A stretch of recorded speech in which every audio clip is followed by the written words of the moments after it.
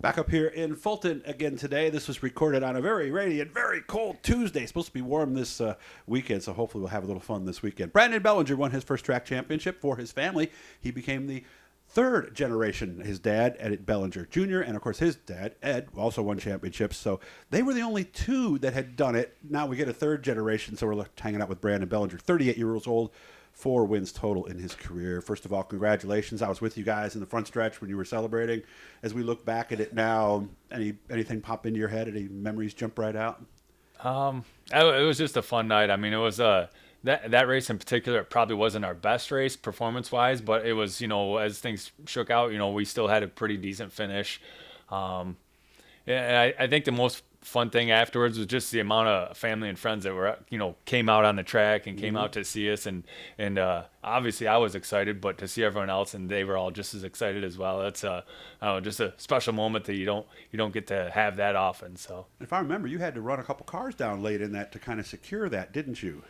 Yeah, well, see, I guess I actually started that race. I was tied with Dave Schulich entering the feature, and he spun out and crashed on like lap 1 or 2, and then at that point, Abel he got off to a pretty good start and ended up winning that night, and I didn't really get that good of a start in that race, so I was not really in the best of positions, but yeah, so we needed, if Abel won, I couldn't finish where I did. I needed to gain some of those spots back, and through passing and some guys had misfortune, and we ended up in a pretty good position. So by the end of the night, it was enough to seal the deal and win the championship. Because when he first got the lead, weren't you up behind a little bit of where you needed to be?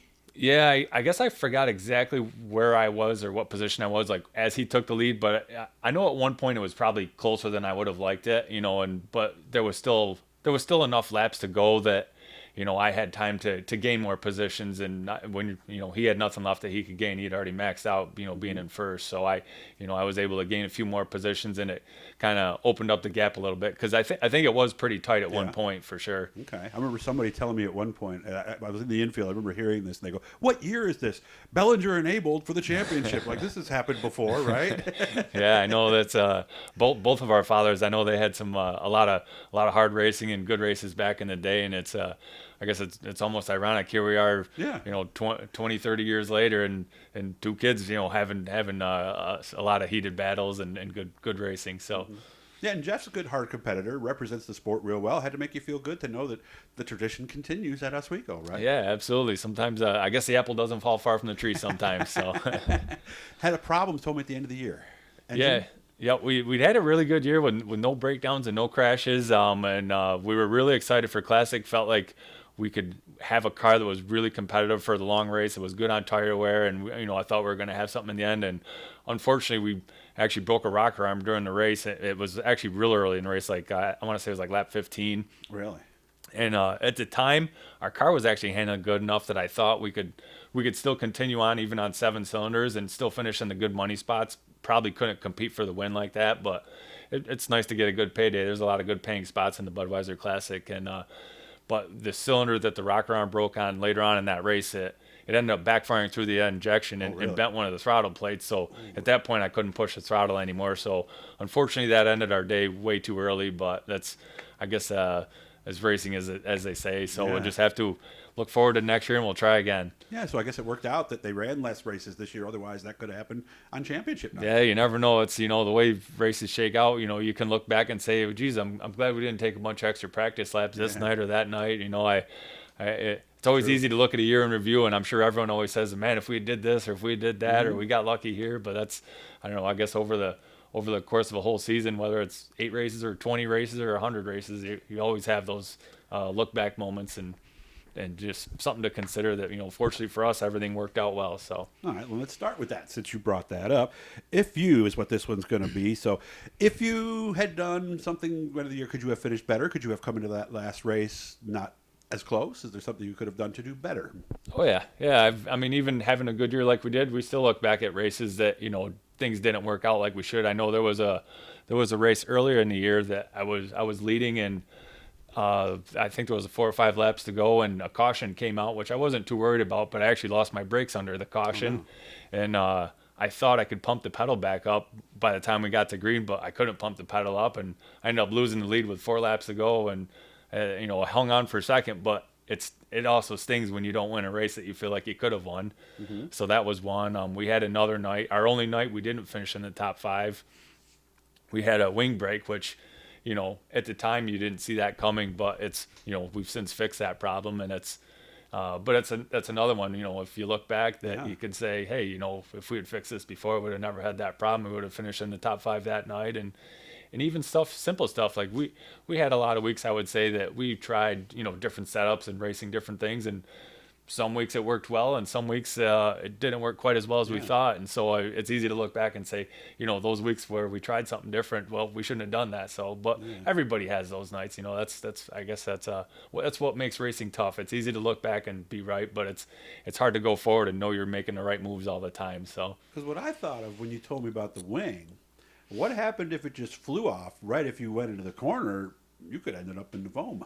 Well, that's pretty much what happened. Other than it just folded over onto the ground, kind of behind the tires. So there really was no rear downforce, and being where it is, it's behind me, so I didn't know what was happening. Right. Other than all of a sudden I had no rear grip, and luckily it's probably the fortunate part for us was it was on one of the wider parts of the track, so I had more space to get slowed down and get stopped before being into the wall. So I guess if there's a lucky aspect to it, that was it. Yeah, because that night could have gone differently. Yeah, there would have been your championship right there. We avoided the wall, and we took the wing off, and luckily there was only there was 4 or 5 laps left to go in that race, so we salvaged. We got back out with no rear wing and just stayed on the lead lap. Held on. and that probably saved us, I don't know, maybe 4 spots or something like that. So.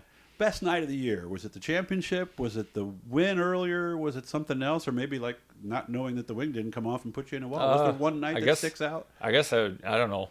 Between opening night, that was it was a satisfying night because there was actually a lot of work that went into that. Friday night before that race, we actually didn't even have an engine in this car. We were trying to scrounge up parts, and so that was a rewarding night just because Friday night into the Saturday morning was a lot of late hours to get work done, and then obviously the championship night, that was just a accumulation of all the good things that you were able to do all year. So that and that was a special moment just because it's a tough achievement, and I would say it's a lot bigger than just winning one race. Okay. Normally I follow that up with the worst night, but what you and I were joking earlier, there really wasn't one that was horrible, right? Yeah, and I think that's probably what helped us be able to seal the deal on the championship this year is we really minimized any nights that could have been bad. We didn't have anything that was horrible that happened to us. It was, I guess at worst you could call it wasn't a great night, but it certainly wasn't as worse as what other people encountered this year. We were able to minimize all those bad nights. Yeah, you weren't fixing the chassis, putting it up on the jig to make sure everything's straight. So I always said we got less than 2 minutes left at this point. You have to keep learning in racing or you're never going to continue to win. Did you learn anything? Was there something this year that you learned that helped you think? Oh yeah, all year, week to week. Like I said earlier, there was a lot of weeks.